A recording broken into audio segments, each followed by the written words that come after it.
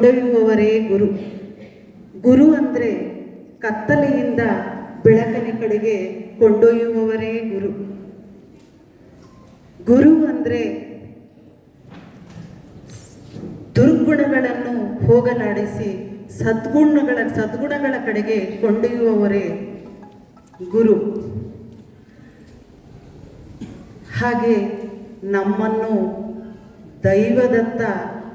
ದೈವಕ್ಕೆ ಪರಿಚಯ ಮಾಡಿಸಿಕೊಡುವವರೇ ಗುರು. ಗುರುಗಳೇ, ತಮ್ಮ ಸಂದೇಶದಲ್ಲಿ ತಾವು ಹೇಳಿದ್ದೀರಾ, ಗುರುವನ್ನು ತಾಯಿಗೆ ಹೋಲಿಸಿದಿರ, ತಂದೆಯನ್ನು ದೈವಕ್ಕೆ ಹೋಲಿಸಿದಿರ. ಯಾಕಪ್ಪ ಅಂದರೆ ತಾಯಿ ಮಗುವಿಗೆ ಜನ್ಮ ಕೊಟ್ಟು ತನ್ನ ತಂದೆಯನ್ನು ಇಡೀ ಪ್ರಪಂಚಕ್ಕೆ ಪರಿಚಯ ಮಾಡಿಸುವಂಥವಳೇ ತಾಯಿ. ಎಷ್ಟೊಂದು ಅದ್ಭುತ ಅಲ್ವಾ? ಹಾಗೇನೆ ಗುರುಗಳೇ, ನಾನು ಪ್ರೇರಿತಳಾಗೋದಕ್ಕೆ ಒಂದು ಬಲವಾದ ಕಾರಣ ಇದೆ. ನಮ್ಮ ಪೂಜ್ಯರು, ನಾನು ಚಿಕ್ಕವಳಿದ್ದಾಗ, ಅಂದರೆ ನಮ್ಮ ಹಿರಿಯರು, ಅಜ್ಜ ಅಜ್ಜಿ ಅಥವಾ ತಾಯಿ ಇರ್ಬೋದು, ನಮ್ಮ ಮನೆಯಲ್ಲಿ ಆಗ ಟಿ ವಿಗಳಿರಲಿಲ್ಲ, ಯಾವುದೇ ಒಂದು ಪೇಪರ್ ಅಷ್ಟು ಬಿಟ್ಟರೆ ಬುಕ್ ಓದಬೇಕಿತ್ತು ಅಷ್ಟೇ. ಆ ಒಂದು ಸಂದರ್ಭದಲ್ಲಿ ನನಗೆ ಕತೆ ಹೇಳು ಅಂತ ಹೇಳಿದ ತಕ್ಷಣ ನಮ್ಮ ಅಜ್ಜಿ ಹೇಳ್ತಾ ಇದ್ರು, ಕೇದಾರ್ ಅಂದರೆ ಪಂಚಪೀಠಗಳು ಸಾಕ್ಷಾತ್ ರೇವಣ ಸಿದ್ದೇಶ್ವರ ಮುಖಾರವಿಂದಗಳಿಂದ ಹುಟ್ಟಿದಂಥವ ಪೀಠಗಳು. ಆ ಪೀಠದಲ್ಲಿ ಸಾಕ್ಷಾತ್ ರೇವಣಸಿದ್ದೇಶ್ವರರೇ ಆಸೀನರಾಗಿರ್ತಕ್ಕಂಥ ಪೀಠಗಳು ಅವು. ಆ ಪೀಠಗಳಲ್ಲಿ ಕುಳಿತಂಥ ಪೂಜ್ಯರುಗಳ ಒಂದು ಏನು ರೇವಣಸಿದ್ದೇಶ್ವರರ ಆಭರಣಗಳನ್ನು, ಅಮೂಲ್ಯವಾದ ಆಭರಣಗಳು, ವಜ್ರ ರತ್ನ ವೈಡೂರ್ಯ, ಅವರು ಧರಿಸಿದ ಆಭರಣಗಳನ್ನು ಆ ಪೂಜ್ಯರು ಧರಿಸಿ ಕೂತ್ಕೊಂಡಾಗ ನಾವು ನೋಡಿದರೆ, ನಮ್ಮ ಮಕ್ಕಳು ನೋಡಿದರೆ ಎಲ್ಲೋ ಒಂದು ಕಡೆಗೆ ಪಾಸಿಟಿವ್ ಎನರ್ಜಿ ನಮಗೆ ಬರುತ್ತೆ ಅನ್ನೋ ಮಾತನ್ನು ನಮಗೆ ಹೇಳ್ತಾ ಇದ್ರು. ಖಂಡಿತ ನನಗೆ ಇವತ್ತು ಒಂದು ಅಧಿಕ ಮಾಸದ ಗುರುಕುಲದಲ್ಲಿ, ಆ ಗುರುಕುಲದಲ್ಲಿ ನಾನು ಒಬ್ಬ ವಿದ್ಯಾರ್ಥಿನಿ. ನನಗೆ ಗುರುಗಳ ಒಂದು ಪ್ರೇರಣೆಯಾಗಿದೆ. ಅದು ಗುರುಗಳಿಗೂ ಕೂಡ ಗೊತ್ತಾಗಿರ್ಬೋದು ಅಂದ್ಕೊಂಡಿದ್ದೀನಿ. ಅಷ್ಟೊಂದು ಪ್ರೇರಿತಳಾಗಿದ್ದೀನಿ. ಎಲ್ಲೋ ಒಂದು ಕಡೆಗೆ ನನಗೆ ಒಂದು 35% ಮಾರ್ಕ್ಸನ್ನು ತಾವು ಕೊಟ್ಟಿದ್ದೀರಾ ಅನ್ನೋ ಒಂದು ಭಾವನೆ ಇದೆ. ಪೂಜ್ಯರೇ, ಈಗ ಎಲ್ಲ ವಿಷಯಗಳನ್ನು, ಬಹಳ ವಿಷಯಗಳಿದ್ದಾವೆ. ಅದರಲ್ಲಿ ನಾನು ಹೇಳೋದೇನಪ್ಪ ಅಂದರೆ, ನಮಗೆ ಬೇಕು, ನಾವು ಈಗ ದೇಹವು ಮೂಳೆ ಮಾಂಸದ ತಡಿಕೆ ಅಂತ ನಾವು ಹೇಳ್ತೀವಿ. ದೇಹ ಬಿಟ್ಟು ಮೂಳೆ ಮಾಂಸದ ತಡಿಕೆ ಅದು. ಆತ್ಮಕ್ಕೆ ಸಾವಿಲ್ಲ.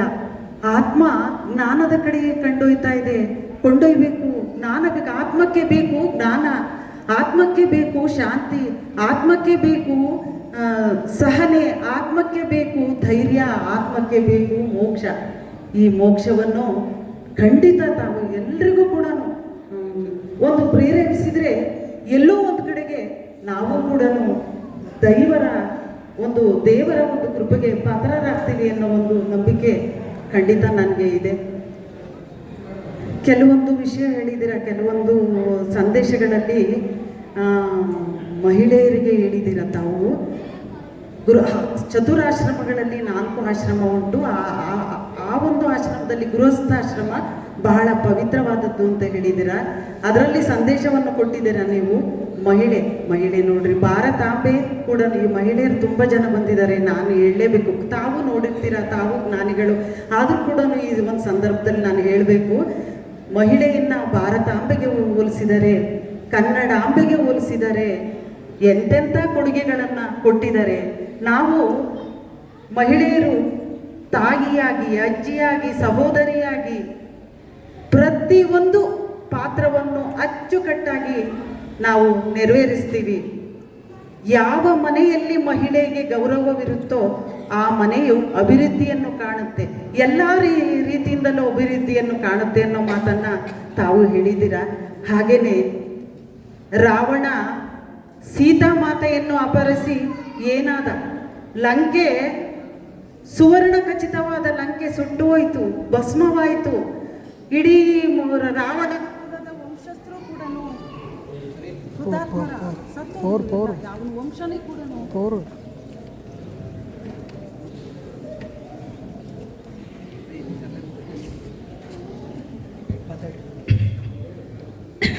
ಅವ್ರ ವಂಶ ಉಳಿಲಿಲ್ಲ. ಅದು ತ್ರೇತಾಯುಗದ್ದು. ದ್ವಾಪರ ಯುಗದಲ್ಲಿ ತಗೊಳ್ಳೋಣ. ದ್ವಾಪರ ಯುಗದಲ್ಲಿ ದ್ರೌಪದಿಯನ್ನ ಕೌರವರು ಏನು ಮಾಡಿದ್ರು? ಅವಳಿಗೆ ಅಪಮಾನ ಮಾಡಿದ್ರು. ಅದಕ್ಕೆ ಅವರಿಗೆ ಶಿಕ್ಷೆ ಏನಾಯಿತು? ಅವರ ವಂಶವೇ ಕೌರವ ವಂಶವೇ ನಾಶವಾಯಿತು. ಇನ್ನು ಕಲಿಯುಗದಲ್ಲಿ ತಗೊಂಡ್ರೆ ಖಂಡಿತ ಇದು ಆಗತ್ತೆ. ಖಂಡಿತ ಯಾರು ಮಹಿಳೆಯರಿಗೆ ಗೌರವವನ್ನು ಕೊಡಲು ಅವರಿಗೆ ಶತಸಿದ್ಧ ಶಿಕ್ಷೆ ಆಗೋದು ಅನ್ನೋ ಮಾತನ್ನು ನಾನು ಈ ಸಂದರ್ಭದಲ್ಲಿ ಹೇಳಲಿಕ್ಕೆ ಬಯಸ್ತೇನೆ. ಗುರುಗಳೇ, ನಾವು ಇವತ್ತು ನಿಮ್ಮ ಎಲ್ಲ ಒಂದು ಸಂದೇಶಗಳನ್ನು ನಾವು ಕೇಳಿದ್ವಿ, ಪ್ರೇರೇಪಿತರಾಗಿದ್ದೀವಿ. ನಾನು ಕೇಳೋದಿಷ್ಟೇ, ನನ್ನ ಅಂತರಂಗದ ಒಂದು ಅರಿವಲ್ಲಿ ತಾವಿದ್ದೀರ. ದೈವವನ್ನು ನಾವು ನೋಡಲಿಕ್ಕೆ ಖಂಡಿತ ಆಗಲ್ಲ, ಯಾಕೆಂದರೆ ಅದೆಲ್ಲ ಅನುಭವಿಸುವಂಥದ್ದು, ಅನುಭವಕ್ಕೆ ಬರುವಂತಹದ್ದು. ಯಾಕೆಂದರೆ ನನಗೆ ಅನುಭವ ಆಗಿದೆ. ಹೆಂಗಪ್ಪ ಅಂದರೆ, ಒಂದು ತಿಂಗಳ ಜ್ಯೇಷ್ಠ ಅಧಿಕ ಮಾಸದ ಒಂದು ಗುರುಕುಲದಲ್ಲಿ ನನಗೆ ಸಾಕಷ್ಟು ಅನುಭವ ಆಗಿದೆ. ಈಗ ಅರ್ಧ ದಾರಿಗೆ ಬಂದು ನಾನು ನಿಂತಿದ್ದೀನಿ, ಇನ್ನು ಪೂರ್ಣಕ್ಕೆ ಕಾಯ್ತಾ ಇದ್ದೀನಿ. ಫೀಲ್ಡಿಗೆ ಬಂದಾಗಿದೆ, ಬ್ಯಾಟಿಂಗ್ ಶುರುವಾಗಿದೆ, ಒಂದು ಬಾಲಿಗೆ 6 ಹೊಡೆದಾಗಿದೆ. ಇನ್ನು ವಿನ್ ಆಗೋದು ಒಂದೇ ಬಾಕಿ ಇರೋದು. ಅದಕ್ಕೆ ನಾನು ಕೇಳಲ್ಲ, ನಾನು ಏನು ಹೇಳಲ್ಲ, ನನಗೆ ತಾನಾಗಿ ಅದು ಒದಗಿ ಬರುತ್ತೆ ಅನ್ನೋ ಒಂದು ಭಾವನೆ ನನಗೆ ಇದೆ. ಆಮೇಲೆ ಗುರುಗಳಲ್ಲಿ 3 ವಿಧ ಅಂತ ಹೇಳಿದಿರ. ಒಂದು ದೀಕ್ಷಾ ಗುರು, ಇನ್ನೊಂದು ಶಿಷ್ಟಾ ಗುರು, ಇನ್ನೊಂದು ಮೋಕ್ಷ ಗುರು. ತಾವು ಹೇಳಿದಿರ ದೀಕ್ಷಾ ಗುರು ಮಂತ್ರೋಪದೇಶಗಳು, ಗುರುಗಳು ದೀಕ್ಷೆ ಕೊಡದಿದ್ರೆ ಸಫಲ ಆಗಲ್ಲ ಅಂತ ತಾವುಗಳು ಹೇಳಿದಿರ. ಹಂಗಂದಮೇಲೆ ನಮಗೆ ಬೇಕೇ ಬೇಕು ಅಲ್ವಾ? ಅದರದ್ದು ವ್ಯವಸ್ಥೆ ನಮಗೆ ಗೊತ್ತಿಲ್ಲ. ಈಗ ನಾವು ಗೊತ್ತು ಮಾಡ್ಕೋಬೇಕಾಗಿದೆ. ಭಾಳ ಹೊತ್ತು ಮಾತಾಡಿದೆ, 2 ನಿಮಿಷ ಅಂತ ಹೇಳಿದರು. ಇನ್ನೊಮ್ಮೆ ಗುರುಗಳ